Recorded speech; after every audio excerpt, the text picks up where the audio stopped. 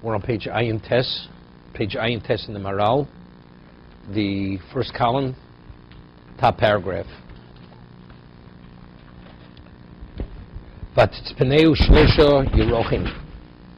The Torah tells us that because Moshe Rabbeinu was born premature,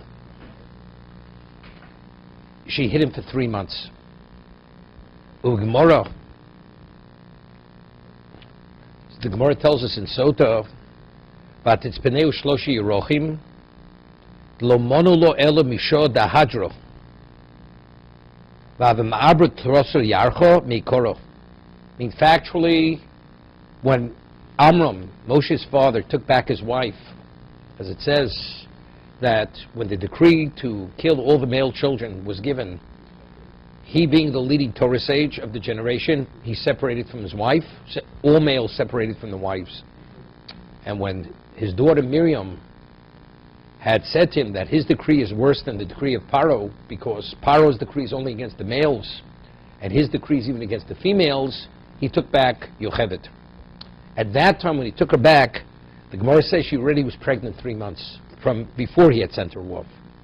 So, but when did the Egyptians start calculating the time in terms of conception? From when the men remarry their wives. So factually, Moshe Rabbeinu was a full-term child.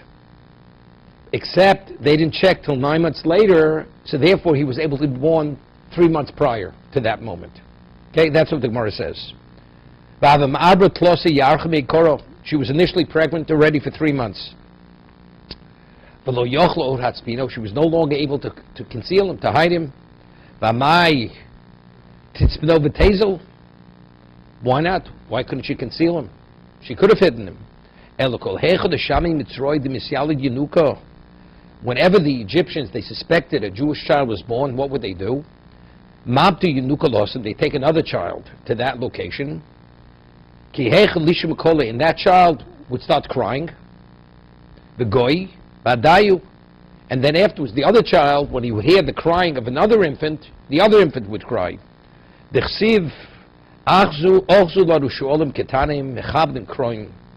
these foxen, these small foxen, they're destroying our vineyard. The foxen go in, they destroy the vineyard. So by doing this, they were actually killing Jewish children. But that was the method of how to search out the newborn children. So a mother, it was impossible to hide the child, because ultimately the child would cry, and that would give away the location of the child.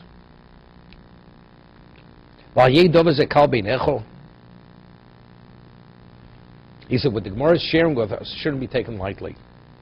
It sounds like, it's a simple answer, but there's something profound being communicated here in what the Gemara tells us.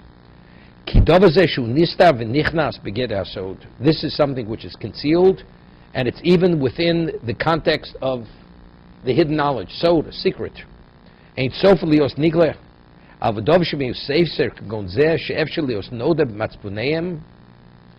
says, something which they were able to seek out where they were hiding the children. So, what is a secret?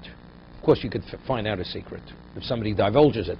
But what's something that's initially not possible to keep private? It's not a secret. A person puts something in a headline, something in the newspaper. Says, well, it's a secret. If you put it in a location where it's the headline in the paper, it's not a secret, as much as you want to believe it's a secret. So if initially there's no way to conceal the location of the child, because they have this method of discovering the child, that means it's impossible to hide the child. He's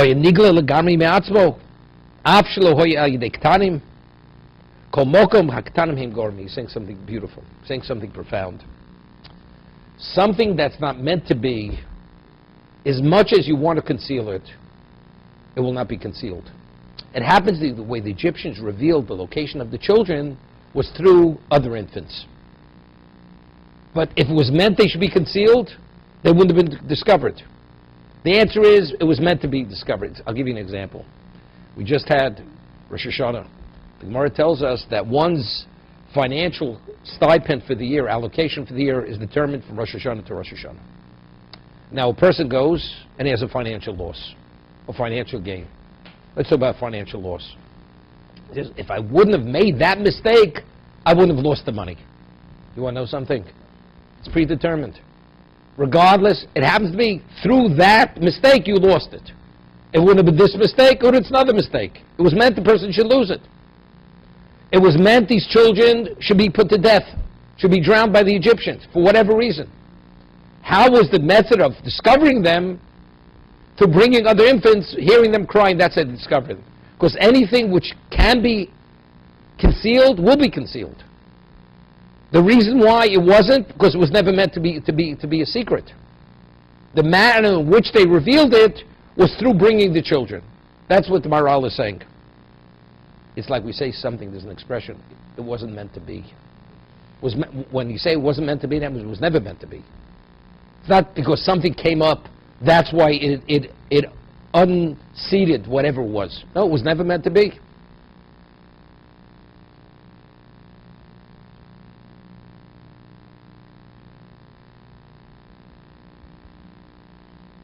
You know, when the Titanic hit the iceberg, you know, say, it was a fluke.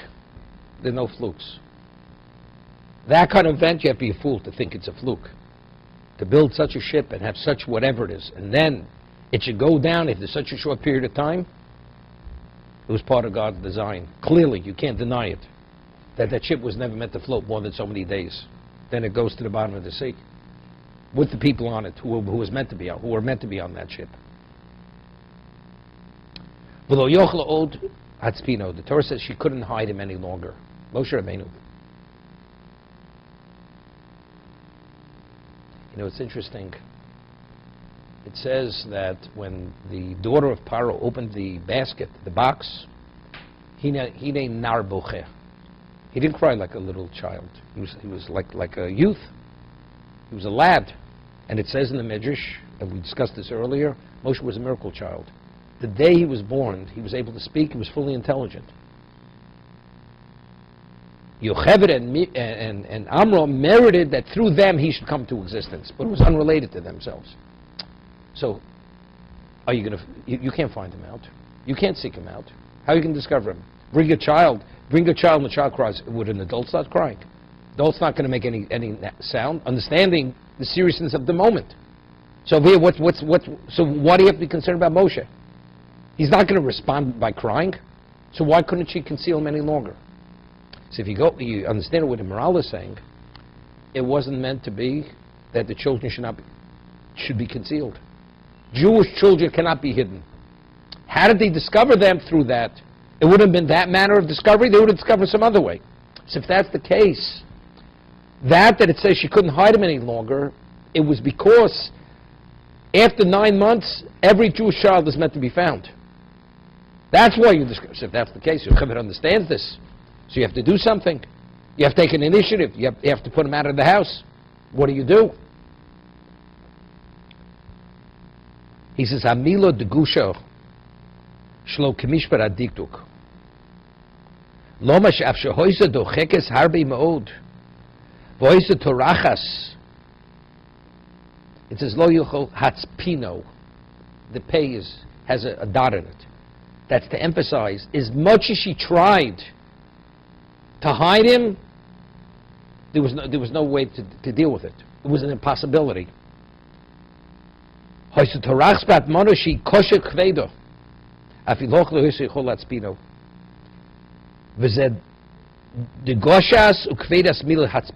hatzpi. Rather than be hasfino, it's hatzpino. It's emphasizing, it's reiterating, it's that point. As much as she tried, and without talking about ordinary people, these people had minds and genius and methodologies to do anything. As much as they applied themselves and discussed it, there was no way. That's the hatzpino. Vatikach lo tevas gome. She took a box made of gome wood. Question what gome is. Balls of wood. Maestro tevas gome. Why did she take this particular type of wood?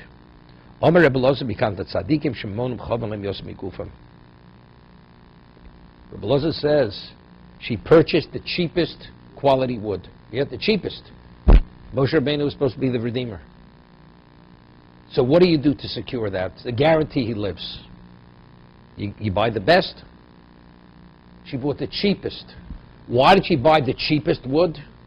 Because tzaddikim value their money more than they value their lives. Have you heard such a thing? This is Rabbi Lozer. So the way I once explained this, the Ramban in this week's Parshas Noach, 7 of every clean species went into the ark. 2 male and female of every non-kosher species. Every bird, every reptile, every insect, every living creature. Now, if you have an edifice 600 feet by 60 feet, or by whatever it is, how much could fit in? What is the capacity? Very limited. Here, they just streamed in. They streamed into the ark unceasingly, like there was no end to the other end. It's impossible. You need miles, miles and miles and miles to contain this. So how could this small little structure contain all this life? And there were 3 levels. They weren't even on one level, because one level was for the human beings, second level was for the living creatures, and the bottom was for all the waste. So that means it's really 1/3 of this. We're talking about a miracle. See, the Ramban says, if you had a miracle, make something the equivalent of a matchbox, and let them all go into a matchbox. Or let them just be in suspended animation. Let them just be suspended in midair. What do we need? The ark. And with specifics, and what kind of wood, and you have to waterproof it with pitch on the outside and the inside. What do you need all this for? It's a real miracle. So the Ramban says a principle, one of the answers, that if there would be revealed miracles continuously, would a person have much of a choice? It's obviously, God's running the world. God is here. God is in your presence. So you cannot choose to do the wrong thing. You have no choice. So therefore, what do? We conceal the miracle. Hashem conceals the miracle. That his involvement in existence should not be obvious. That's the reason. So this question we just asked, how many people asked that question? Doesn't even dawn on people. Right? There was an ark, they went into the ark, that's how they survived the great flood. Even though the Gemara speaks about many things, the water was sulfuric. Everything dissolved. Hot sulfuric acid. So the Gemara asks the question, so why did the ark dissolve? So Gemara says, there was a miracle that the water around the ark was cold water. Otherwise it would have dissolved. But who thinks of the question? Who knows that it was even sulfuric? That everything just totally disintegrated, dissolved. The answer, all this is to conceal the miracle. Because if it's obvious, this undermines one's ability to make a choice. That's the idea. Now, Moshe Rabbeinu, when he was born, it says, the house was illuminated, which is an indication that the Shekhinah, the divine presence, was upon him. No question. This is the Redeemer. If you were to take Moshe Rabbeinu and put him directly into the water, without any type of protection, he wouldn't have drowned. The world was created for Klal Yisrael. There has to be a Sinai. If he's the Redeemer and the objective of Geula is Sinai, he's not dying under any circumstance. So what's the point? What's the value of the expenditure? To conceal the miracle. So if you were able to conceal the miracle with the cheapest quality wood, spending anything more than that, what's that called? That's being wasteful. Therefore, tzaddikim, chavivim, mamona, yosef, begufan. Since Yocheved understood this and appreciated this, anything more than that purpose, that's called being wasteful. This is what Rabbi Lozer is saying. That's why she chose this particular quality wood, Teves Gomer. That's my understanding.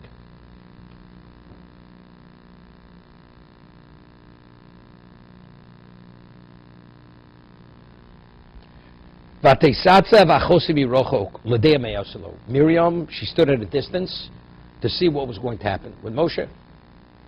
Here he's put in the Nile, not far from the shore. Who knows what could happen?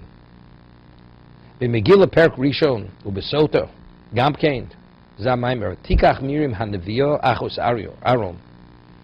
Now, after the splitting of the sea and the Yam Suf and closing on the Egyptians, it says Moshe sang Shira with the men, and Miriam sang Shira, praise song with the women. How is Miriam identified? Vatikach Miriam Hanevia Achos Aaron.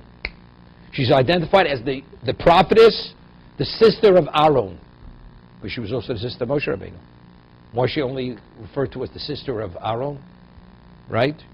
Malame, to teach us, Shois Mistabas Shiachos Aaron, meaning she already was prophetess before Moshe Rabbeinu was born. When she was only the sister of Aaron, she was already prophesying. When she was 6 years old, she's 6 years older than Moshe Rabbeinu. What was the prophecy? Asida imi imo sheteli ben shu Moshiach Yisrael. My mother's prophecy will give birth to a son who will be the Redeemer of Israel. That was the prophecy. This is Miriam Hanavia Achos Aaron. Okay? V'shoshen oled Moshe. So what happened when Moshe was born? Nismale kol habayis ora. The house was illuminated. Omad Aviyah is quoting the Gemara. V'noshkal Rosha. Amram went, when he saw this, he kissed his daughter on her forehead, on her head. Omad Biti, he says, my daughter is kaimen devosech. Your prophecy has been fulfilled. We see, it's reality. This is the Moshiach. Although he's a newborn child, he's the future Redeemer. Kushluhushlach liyor. When he was thrown into the Nile, Omer Aviyah v'tovachal Rosha. Amram, her father, went over and tapped her on the head and said to her, Omar lo, heich nevuosech. Where's the prophecy? It seems to be it's going in the opposite direction. It's going in the wrong direction.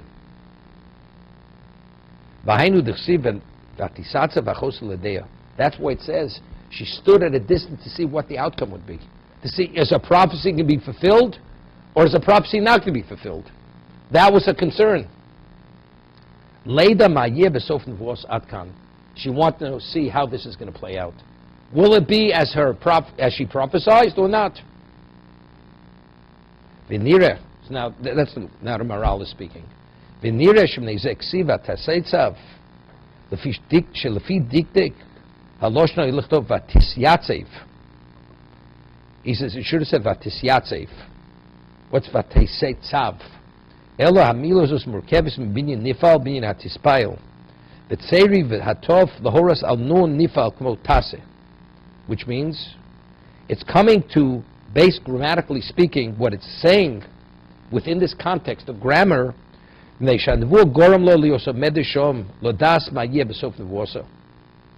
why was she there? It's like she was put there. Not she stood there. It was like externally she was put there. Not what compelled her to be there.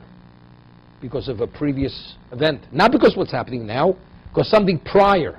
What was prior? The prior was the prophecy. So she's there now to see whether what she had said earlier is going to actually happen or not happen. Okay?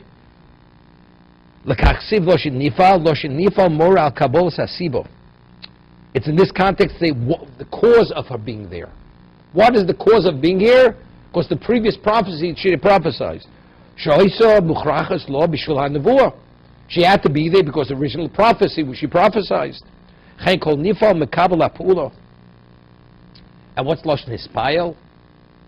Kimashrohu b'medrash Rabos v'teisatza v'chosim rochog Rab Onan Amri kol ha'posuk is al Shem Ruach HaKodesh. This posuk is alluding to Ruach HaKodesh.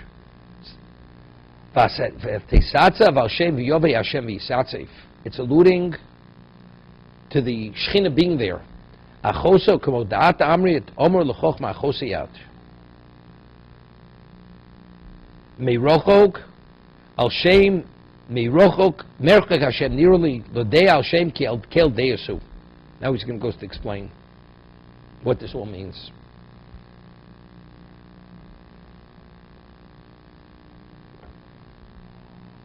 Now it's interesting. Moshe Rabbeinu, it's clear from the time he was born, he was meant to be the Redeemer. What does he have to go undergo all this? Be thrown into the water? She can't hide him. Hashem should have provided. If ultimately he's going to be the Redeemer, factually he survived. So Hashem should have allowed him to be concealed. Evidently, well, it was a problem. You understand? If God's on your side, there are no problems. So why must Yocheved go through all this difficulty? Putting him in the water, worrying, is he going to drown? Ultimately, he doesn't drown. The princess, Paro's daughter, locates him, adopts him as her child, so on and so forth. Oh, you know something? Moshe's a lucky man. Lucky child. This has nothing to do with luck. This is not random. This is divine design over here. Every step, every aspect is happening because HaKadosh Baruch Hu wanted it to happen exactly this way, because it had to happen this way. For things to manifest themselves and ultimately conclude as they did, every stage of this development had to be in place. It's interesting.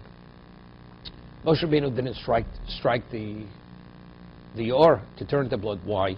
Because he was saved by the water. It would have been the act of being of an ingrate if you struck it. He didn't strike it for the frogs. Svardeya also. Because that again, that has to do with water. Right? All these things. The things we learn from this. Moshe Rabbeinu's whole life had to do with water. Maharal's going to point this out later. He struck the rock. That's why he didn't go to Eretz Yisrael. The issue was water. Moshe Rabbeinu always had issues with water. He was put in the water. He was taken from the water. His name, what's Moshe? His parents gave him 7 names. Right? He was drawn out of the water. Your parents are holy people. Amram, Yocheved. They give you 7 Jewish names. Which name does the Torah choose to name him? Moshe. So again, you see again, because his essence was connected to water. And we'll see, the Maharal is going to explain this later. It says something interesting. Besides, water has to do with Torah. Water's Torah. And Moshe Rabbeinu is Moshe Rabbeinu. Right? Torah Tzivulanu Moshe. Moshe was the conduit for Torah, which is Mayim. But he says, and Moshe had initially a speech impediment. A man of Moshe's dimension, he should have a speech impediment. He's almost the most perfect human being ever to be created. The holiest human being ever to be born in existence. He should lose his power of speech initially. Of course, he regained it fully as a result of Kabbalah Satorah. Because if there's anybody with any handicap, he fully recovered. So the rest of Klal Yisrael reverted back because the Chet HaEgel. Moshe Rabbeinu was not affected by that. So he remained fully expressive. He had no problem. The speech impediment didn't remain with him. But why initially did he have to have the speech impediment? Most Jews didn't. Right? Moshe Rabbeinu had to burn his lips, the whole story with the coal and so on and so forth. Why? It's all part of it. Part of it.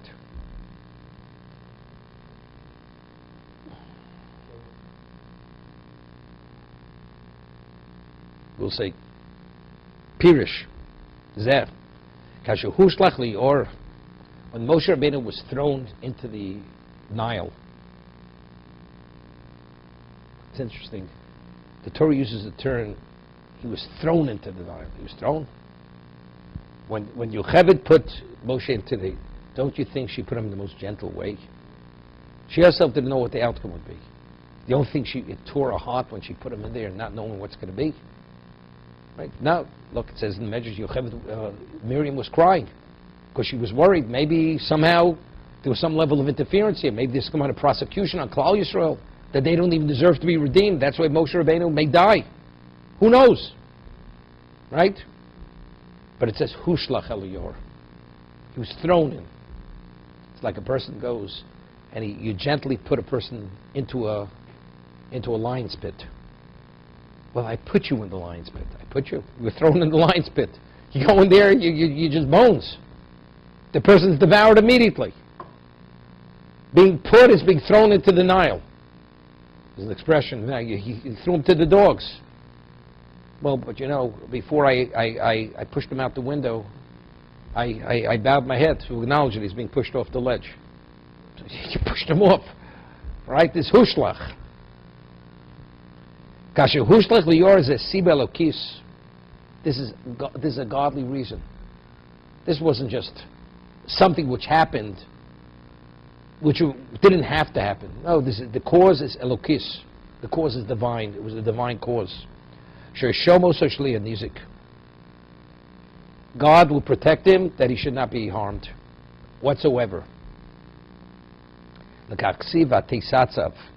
Shekhinah was there. As much as Miriam was standing at a distance to see what was going to happen, as it says, Vatesatzav also is referring to the Shekhinah. The divine presence was there, watching over Moshe Rabbeinu. Tetzat means it's secure. Vatesatzav, it was like in a very firm way. Vasiba, you know why it was so firm? Vasiba l'kisi chozek hakiyum v'amido. And because God was there, this secures it and protects it. Kaksiv loshin zev l'ksiv vatamot. Could have said vatamot. She stood. Tamod is standing. It doesn't in any way allude to the permanence or the viability of whatever something is. Teisatzav means something is rooted firmly. That's the Teisatzav.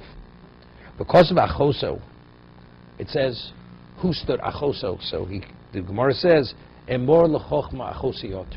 You should say to wisdom, you're my sister. That's how connected you should be to wisdom. As a person, his sibling, and there's a relation between a brother and a sister, and it's a level of familiarity which is very close, identical. That's how in touch you should be with wisdom. Because of Achoso b'nei Torah, she hoisa siba mekayemas oso. Why did he merit this miracle, Moshe? Not to drown. Because the Torah maintained him. But since ultimately he's going to be the Makabel Torah, he will be the receiver of the Torah, no way he's drowning. He cannot drown. The Torah has to come into existence. The only one who's qualified to receive the Torah is only Moshe Rabbeinu. But Taisatzav Achosa, the Achosa was there. Because the reason, the cause, the need of Moshe Rabbeinu was for Torah, therefore, under no circumstance could he drown. Now, somebody once said something. It's interesting. In Europe during the Holocaust, 6 million Jews perished. 6 million Jews. Tzaddikim, the most righteous, devout people, children, innocent children. How do we relate to it? So it has to do with this parsha, the Mabul. The destruction of the world. You mean to say there weren't people. Noach merited to be saved, to survive. Why? So the Gemara says, because Noach motzachem b'nei Hashem. He found special favor in God's eyes. Not because, it doesn't say because he was a tzaddik. Not because he was a tzaddik. Because he found special favor in God's eyes. And the Gemara says there were other people who were also righteous. They perished. Because when God unleashes Midas Adin, the attribute of justice, as perfect you are, you're not sufficiently perfect. And therefore they perished. Europe had Midas Adin.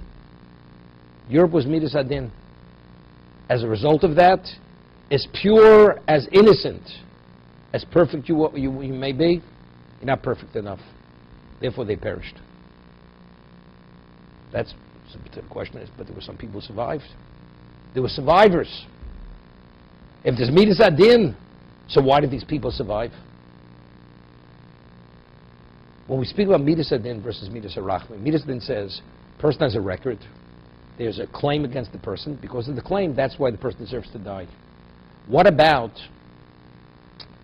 God says, I understand he deserves to be punished, but I need him for a certain mission or task.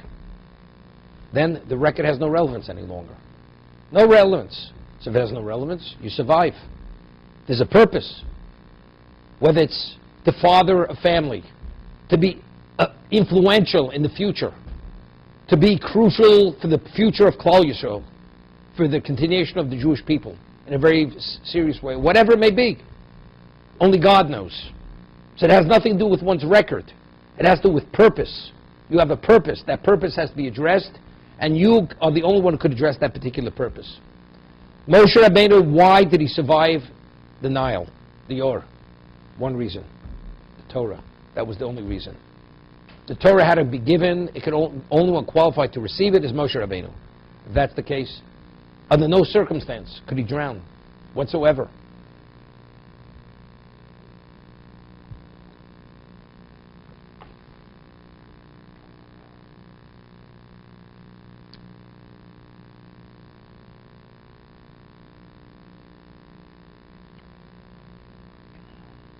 Sheroilos nosan haTorah nitan haTorah yodo, because it was meant the Torah should be given through him. Za'adava muchan hoy Moshe Rabbeinu olav hasholem, and he was in the position of that position. So sasibim mekaimo, what's made rochok? It says from a distance. V'teisatza v'achosem mirochok. The Torah, so we say, the Torah which was ultimately coming, that secured his existence. Ki asibal kis mirochoku, meaning the cause, Sinai is 80 years off. That's mirochok. That's not happening tomorrow. V'asiba chormis kruv el odom lodeo al shem ki yizborach kel deos. But in terms of the physical sense, there's a reason which is soon to be revealed. Pirush ki yizborach hu rotz ladas ma yaselo kedei sheyeh nishma min hahezik ma v'yed elokim.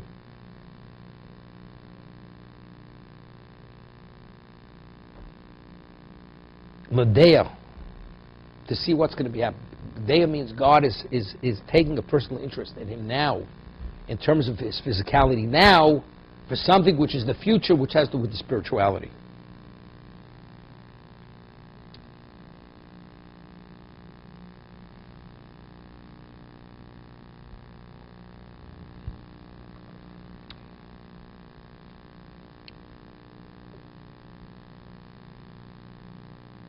You know, the Gemara tells us Tainus, he was a Jew, his name was Noach Ish Gamzu.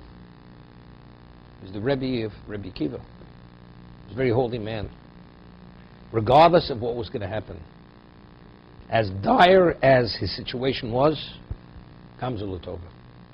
So what happened? There was a decree against Klal Yisrael, and they had to have an advocate, somebody to go to plead the case, to annul these. It's a very serious decree.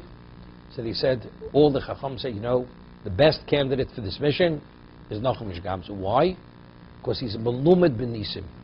Because he's a man, he experiences miracles like we experience breathing air. Therefore, he's the one we should send. So he was chosen. So what did they do? They took a chest, they loaded it with gold and silver and jewels, that will be the gift he'll present to the emperor. And hopefully he'll be able to appease him. And we don't have to worry he'll be harmed or killed, because Hashem performs miracles on his behalf. He stops over an inn, the whole story. The innkeeper, he buried the treasure when he went to sleep. The innkeeper noticed it. He unearthed it. He took out all the wealth, put it in the earth. He's going to Rome. He doesn't even know that the box now is filled with earth. And now he has this elaborate chest. He presents the gift to the king, to the emperor, opens it up. It's full of earth. The emperor becomes infuriated. You came here to disgrace me. To the gallows immediately. To the gallows. Noach Ish Gamzu, he's going to be killed. And when the Romans killed, they killed. There was no going back, rescinding of the order. The emperor. So all of a sudden, Kodesh Baruch Hu sends Eliyahu Novi as one of the members of the Roman Senate, and he speaks up. He says, "My honor, the Lord Emperor, maybe we shouldn't be so hasty with the execution of this Jew. Maybe the earth in that box is the same earth that Avram Avinu, when he went to battle against the four mightiest kings, it's miracle earth. That you take this earth, you throw it at the enemy, and they all fall." So he says, let's stay the execution till we see what's going to be. So there were a number of provinces where they were revolting against the emperor. They said, we'll send it there, and if we see, then, so what happened? Sure enough, they send the earth out to the front, to these various provinces. They just throw it. The earth turns into spears, into arrows, into whatever it is. All those who rebelled are all killed. Noach Ish Gamzu was a hero. They take the chest that was filled with earth, they filled it with diamonds and gold and jewels, send them back like a hero. So he gets back to the inn. The innkeeper thought he'd never see him again. So the innkeeper says, what happened? So he tells him the story. Of course, Noach Ish Gamzu knew they were thieves. So they figure, something. We didn't realize what we have in our backyard here. They filled up a whole wagon load of earth, and they take it to Rome, and they said, this is the earth that the rabbi brought. And they were still having trouble in some other location. They send it to the front with the earth. And of course, everybody gets the emperor's representatives were all killed. They took the whole family and had him executed. But the question is, how did Noach and Gamzu say Gamzu Latova? As dire as it was, Gamzu Latova. You're about to be thrown into the fire, Gamzu Latova. Is it because Noach thought he was going to come out alive? How do you know? Maybe this is supposed to be your end. You're supposed to live so many years. Your end has arrived. It's over. How do you say Gamzu Latova? The answer is that's also Gamzu Latova. That's Gamzu Latova. If that's God's will, my time's up, my time's up.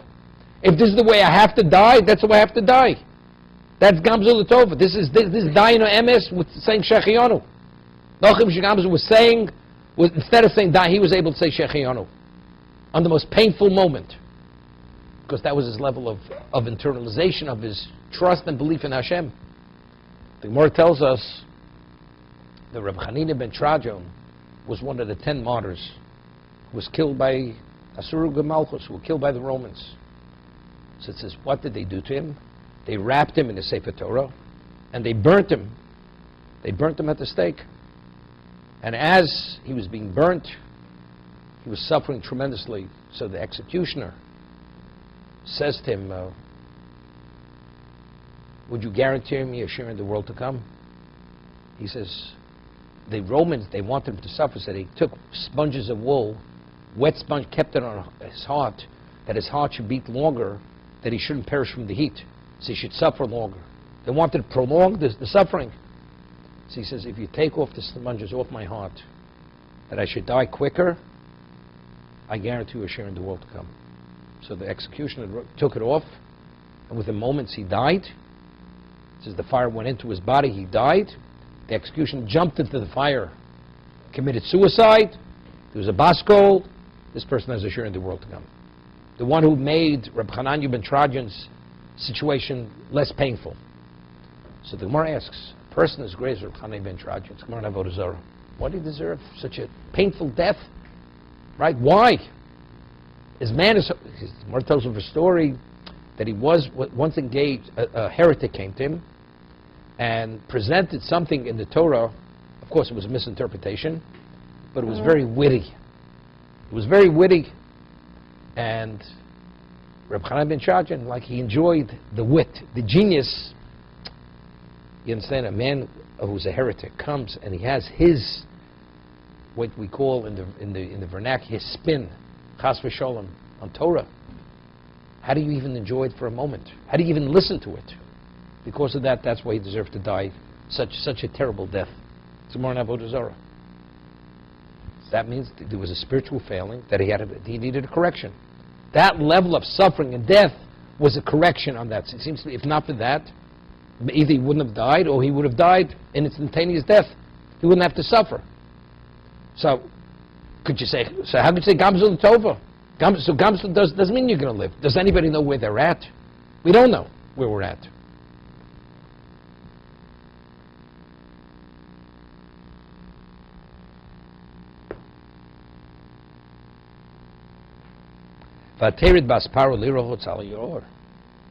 He's put into the Yor, into the Nile. Timing is perfect. Perfect timing. The daughter of Paro goes to bathe in the Nile. Omer Reb Yochanan, Omer Reb Shimi Yechoy. It's Gemara Megillah. It's interesting. What you mean? She did have a sauna in the palace. She had to go into the Nile. She'd say, of course, it wasn't a public area. It was a private beach, so to say. But still, a princess to go into that area. The answer is she needed a kosher mikveh, right?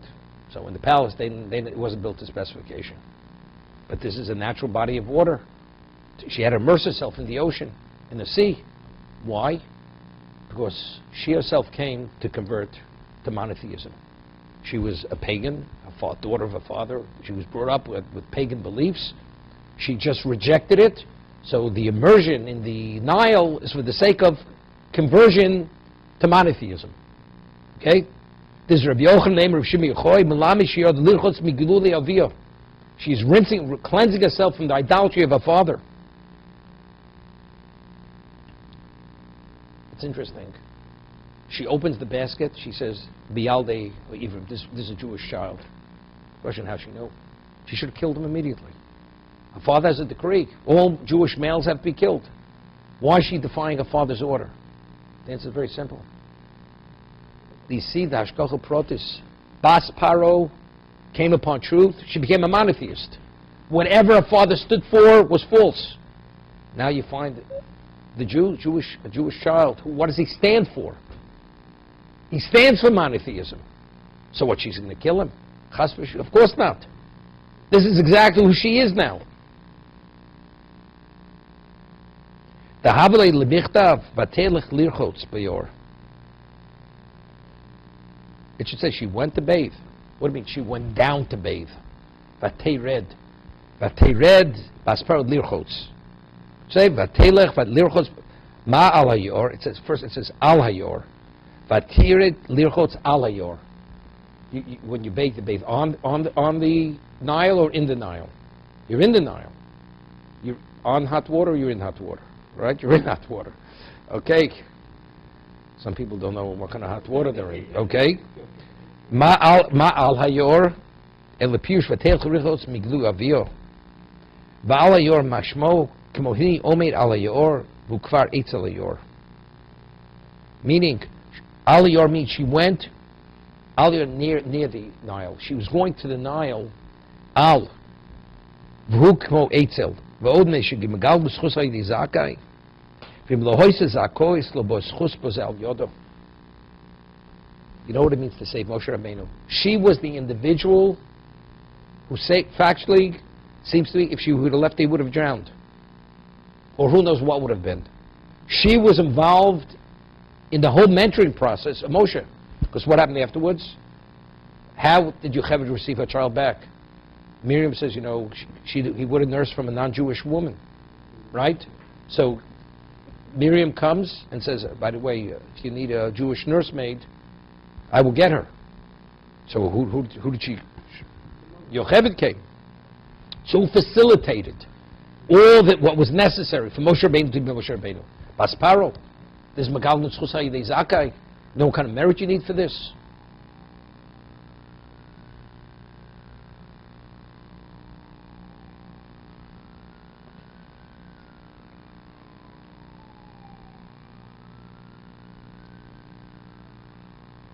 Interesting.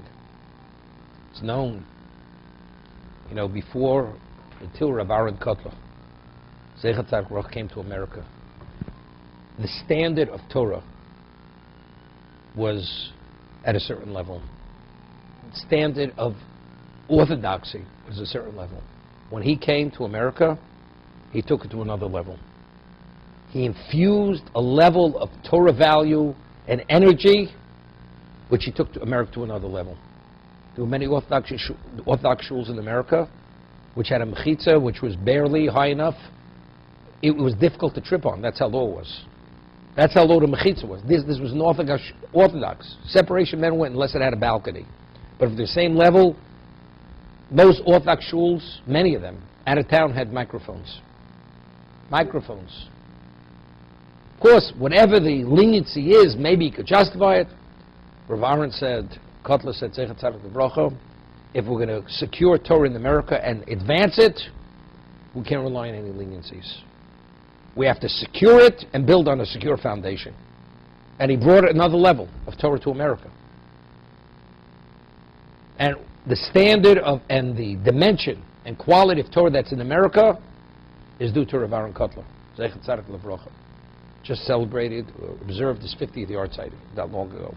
Now, the one who secured his visa to bring him to America in 1941, because that's when it started here. Who was that person? There was a person who secured his visa. Irving Bunin. So we're talking Bas Paro, Magal Nutzchus Hayidei Zakai.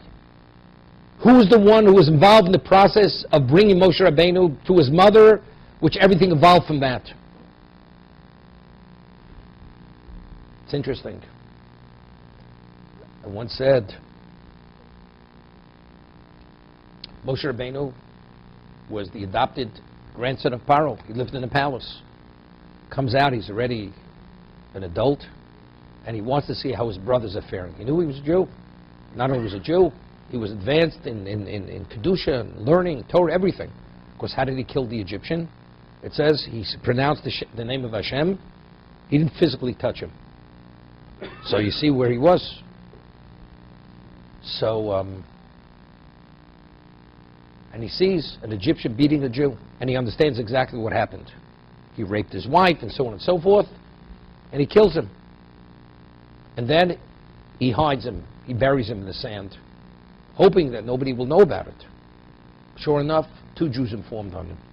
Doesn't have Viram. And he had to flee. And all kinds of miracles happened. They wanted to execute him, and he fled. And returned years later. Now, let's understand.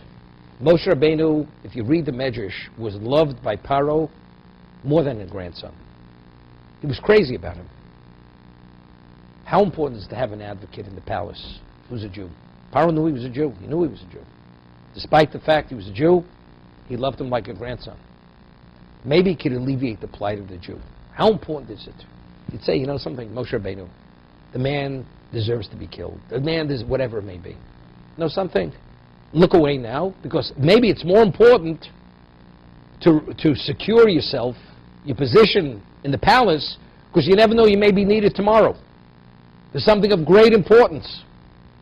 How do you act so irresponsibly to put everything into jeopardy? Well, I think nobody may notice, but you see, 2 people did notice.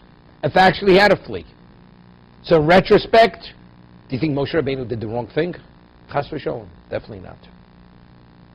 So when he killed the Egyptian, what did he demonstrate, Moshe Rabbeinu? He demonstrated his attribute of emes.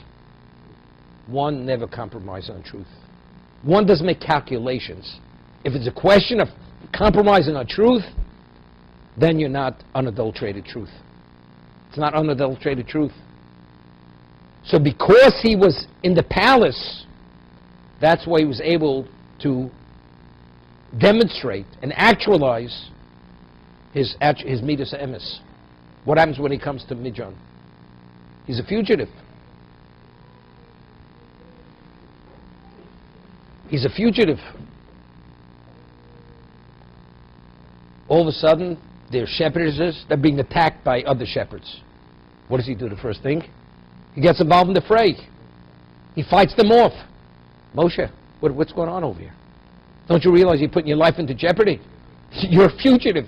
You don't want to be noticed. Right away you're going to the public eye. How do you do such a thing? The answer is, if there's an injustice being done, you can't look away. That's emes. That's the midas emes. He will not compromise truth for any reason, regardless. What's Torah? Torah is emes. Emes kanev al timkor. Moshe Rabbeinu, because of his quality of truth, and he identified, and chosomish al kodesh baruch hu emes. What's God's signet? Truth. Therefore, he's the conduit. He's the only one who qualifies to be the conduit to bring Torah into this existence. Because Torah is emes, unadulterated truth. The signet of God is emes. Therefore, who has that intimate relation with God like no one ever had? The ish emes. Moshe emes v'toroso emes. Because Moshe was emes, that's why his Torah is truth. That's why he had relevance to the truth of Torah. So it comes up, so who facilitated, who created the setting for him to actualize his attribute of truth? If he wouldn't have been a prince, what's he putting in jeopardy? So how does he demonstrate that he's not willing to compromise on truth? It's only because he had so much to give up, and to him it was irrelevant. So it comes up, but who was part of that process? Bas Paro. So Bas Paro is not only linked to saving him, even the actualization of his potential, the background also has relevance to this. And she's all part of that.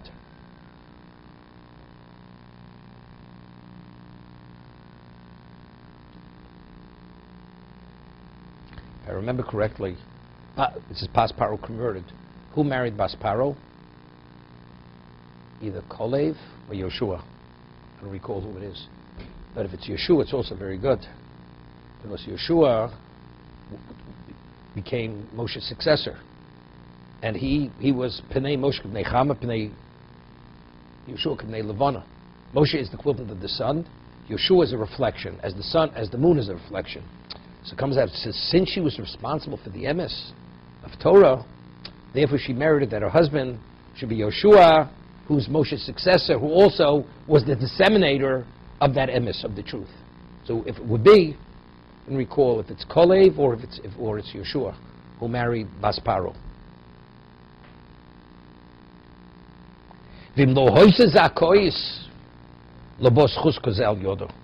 If she wouldn't been meritorious, she could have never merited this level of merit. Understand? I always say, a person who does phenomenal things for HaKadosh Baruch Hu, for Torah, it's irrelevant to how much money you have, how brilliant you are, and how much you could give. But to have the merit to give to the right cause, which will make a difference, you have to have a special source. You have to be meritorious to have that special merit. He's saying, if she wouldn't have been meritorious, there's no way she could have merited this kind of merit. So a person who has the ability to change the face of Yiddishkeit, wherever it may be, it's not simple. But there's so many people could have done it. Why did he do it? The answer is, he had special merit. That's what Hashem says, you get the bonus. This is your bonus.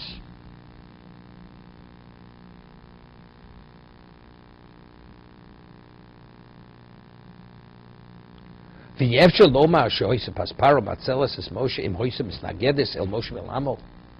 imagine if Baspar would have been an anti-Semite?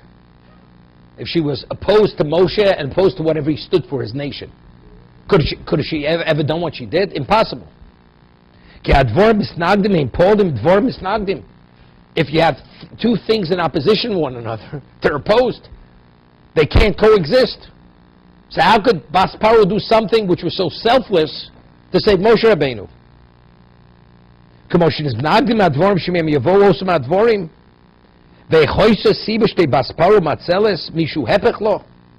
If Basparo is the antithesis of what Moshe Rabbeinu is, in every sense of the word, is there a lack of ways to save Moshe's life? I mean, Basparo was the only one who could save his life. The answer is, you know what her merit was? That she converted to monotheism. You know what it means? Basparo should give up everything for this. Famous story, Avram Ager. Avram Ager, he was burnt at the stake by the Franciscan order in Vilna. Same time as the Vilna Gaon. In the 1700s, if a person converted to Judaism and the church was able to capture him, he was put to death. Rav Avram Ager, Avram ben Avram, he was the Prince of Poland. He inherited all Poland. Could you imagine? Because he became a Jew, and he was intimate with the Vilna Gaon. The Vilna Gaon studied with him privately, personally. And he gave it all up to be a Jew. And ultimately he was burnt. And they gave him way out. They said, you know something? Normally we'd put you to death, but because he's the prince, Count Potocki, that's what he's known, Count Potocki, he was the wealthiest, he owned all Poland. He gave it up to be a Jew. And the last words before they lit the beer was Shema Yisrael Shem Echad. That was it. It's all relevant to me. So, when he was put to death, so with Kiddush Hashem was unbelievable. You know what kind of schus this was? So before he was, when they were ignited him and he was still alive, the Franciscan monks said to him, you know, they realized that someday they're going to pay the price for this, because they realized what kind of holy man he was. He says, when we come to world to come, are you going to really come with us with a claim against us? They were worried, you know. They're in big trouble now. There's no going back now on this, because he's going to die, and he's dying al Kiddush Hashem. He said to them, he says, you know what you remind me of? There was a prince who was a little boy, and he was in a fight with his friend, with some other ordinary kids. They beat him up. Now the prince became the king, So these little boys are now grown men. So now they're afraid for their lives. So the king goes through a town, and he sees these people, and they're cowering. So he says, why are you afraid of me? He says, don't you remember we beat you up? So he laughed. He says, we were children. Do you think what we did as children, do you think that has any relevance to me? Do you think it even occupies my mind? That's how insignificant it is. He says, do you think your existence or your punishment has any relevance to me? That's God's affair. That's between you and God. It has nothing to do with me. I don't have to come with a claim against you. It's so nonsensical and so unimportant. It's irrelevant. You know what I'm accomplishing over here? You're totally irrelevant.